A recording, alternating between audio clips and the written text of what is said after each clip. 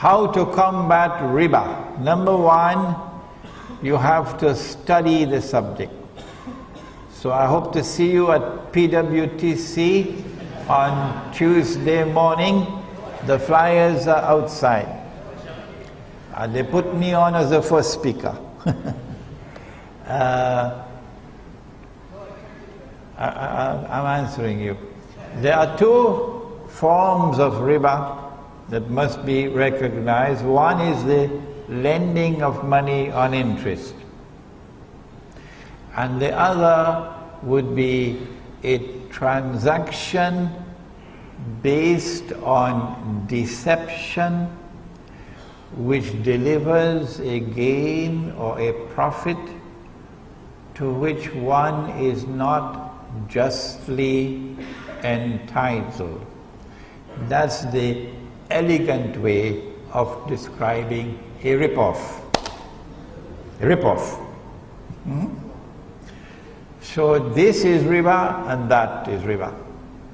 The greatest rip-off that has ever occurred in human history is the rip-off of the monetary system that we now have, of bogus and fraudulent and utterly haram paper currencies and the electronic currency which is now taking over from the paper currency.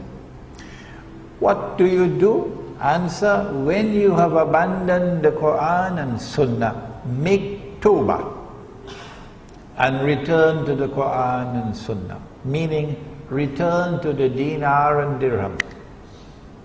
Do you know that Israel, tomorrow, Israel is going to mint, in fact I think they've already minted the gold dinars and silver dirham, Israel. And tomorrow Israel is going to be using this money. Do you know that? Why would Israel have to do it? If you study ilmu akhirul zaman, you can answer these questions. Because every Jew knows that only that money can be used in the temple, which does not have any human figure on it. The Roman coins at the time of Nabi Isa alayhi salam were haram to be used in the temple because they had graven images which were haram. And so the temple at the time of Nabi Isa alayhi salam used to mint its own coins, gold and silver.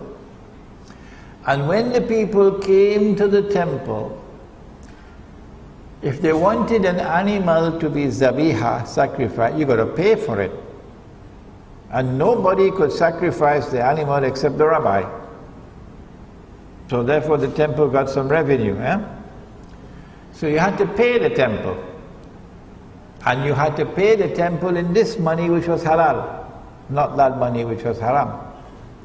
So when Dajjal stands up in Jerusalem tomorrow, and he has not brought back that halal money, no Jew will accept him as the Messiah. Which is why I believe that Israel has already minted her gold coins and silver coins, so that these can be introduced before Dajjal makes his appearance. So that's the first thing you can do. Bring back the gold dinar and silver dirham as money. Can you do it in downtown KLCC? I'm not stopping you. You want to try, go ahead. It is my opinion, based on my study of Suratul Kahfi of the Qur'an. Now let me use the proper Arabic. Suratul Kahf of the Qur'an. That the only place that you can bring back the dinar and dirham as money in the market is in the remote countryside. And in those micro markets, we will not accept your paper money. No. Insofar as money being lent on interest is concerned, make Tauba, if you have borrowed money on interest to buy your car or to buy your house, make Tauba. Because if you die with that riba, there is no way you can enter into Jannah. Why? Because the curse of the Prophet is upon you. Get out of that riba. Sell the car, sell the house, pay the bank. When you try to do that, then you'll know what kind of snake there is in the bank. Yeah. And make Tauba and never again borrow or lend money on interest.